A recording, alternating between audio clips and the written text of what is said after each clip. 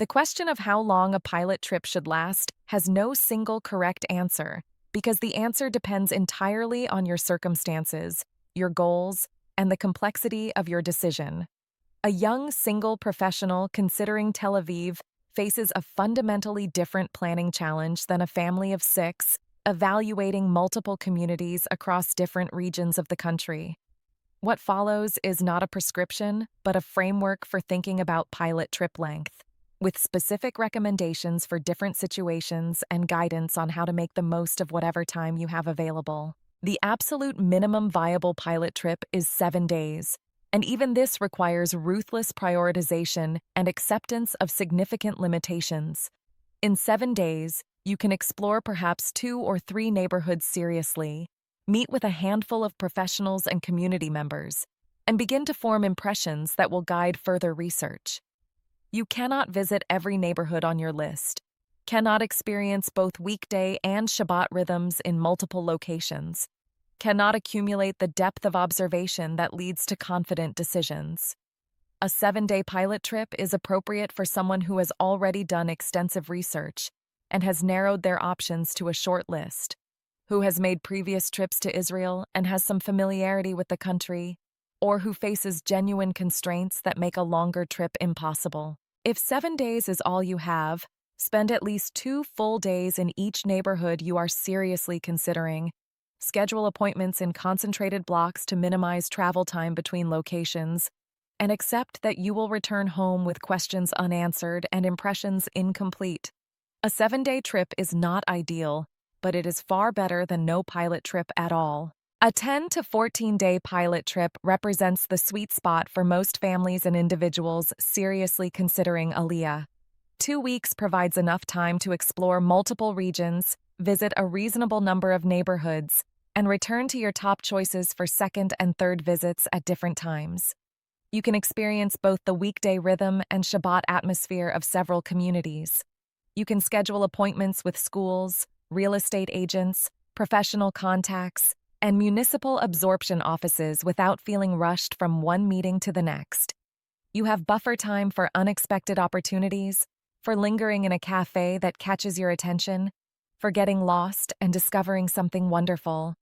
A 2-week trip also allows for some adjustment to jet lag before you begin your serious exploration, which matters more than people realize. Making major life decisions while sleep-deprived and disoriented is not optimal, and a longer trip gives your body time to recalibrate before your important appointments begin. For complex situations involving large families, special needs, specific professional licensing requirements, or serious consideration of peripheral regions, a 3-week pilot trip may be warranted. 3 weeks allows you to explore areas outside the center of the country, where fewer Anglos have settled, and where you may need more time to gather information and make connections. It allows time for follow-up appointments after initial meetings reveal new questions or concerns. It allows families with multiple children to visit multiple schools for each child, and to give each child's specific needs adequate attention. 3 weeks is also appropriate if you are considering multiple pilot trips before Aliyah, but can realistically only make one. In that case, a single comprehensive trip may serve you better than multiple rushed visits. Beyond 3 weeks, the law of diminishing returns begins to apply. A pilot trip is meant to be intensive and focused, and extending it indefinitely does not necessarily produce proportionally more clarity. At some point, you have gathered the information available through visiting and must shift to the work of processing, deciding, and planning. A pilot trip that stretches to a month or more risks becoming a kind of extended vacation, with the urgency and focus of the initial days dissipating into a more relaxed rhythm that produces less useful information per day of investment. There are exceptions. Families considering very unusual circumstances, individuals facing major career transitions that require extensive exploration, or people for whom repeated visits are impossible due to distance or expense. But for most prospective Olim, 2 to 3 weeks represents the most productive investment of pilot trip time.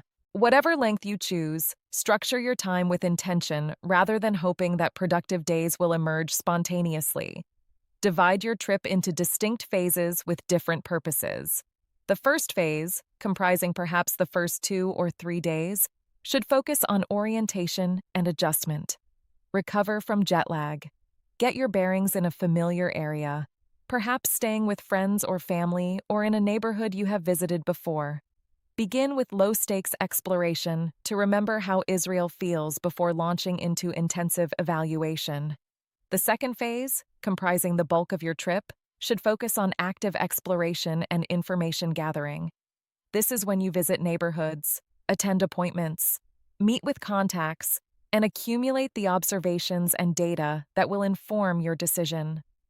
Schedule your most important meetings during this phase when you are adjusted and alert. The third phase, comprising the last day or two, should focus on reflection and follow-up. Return to your top choice neighborhoods for final visits. Revisit any locations or contacts that raised questions during your earlier visits. Begin processing what you have learned while it is still fresh, perhaps writing notes or recording voice memos about your impressions. This structure ensures that your trip has momentum and direction, rather than dissolving into random activities that fail to accumulate into useful knowledge. Consider also the rhythm of the week when planning your pilot trip dates. Arriving on a Saturday night allows you to recover from travel on Sunday before beginning appointments on Monday. Planning to spend your final Shabbat in your top choice neighborhood ensures that you experience that community at its most vibrant and can carry that impression with you as you depart. Avoiding major Jewish holidays can be wise, as many offices close and daily life operates on an unusual schedule. Though, conversely, experiencing a holiday in a community you are considering can reveal important information about its character and priorities. Summer visits face the challenge of many Israelis being on vacation, potentially making some appointments harder to schedule, while winter visits face shorter days and potentially inclement weather that can limit outdoor exploration.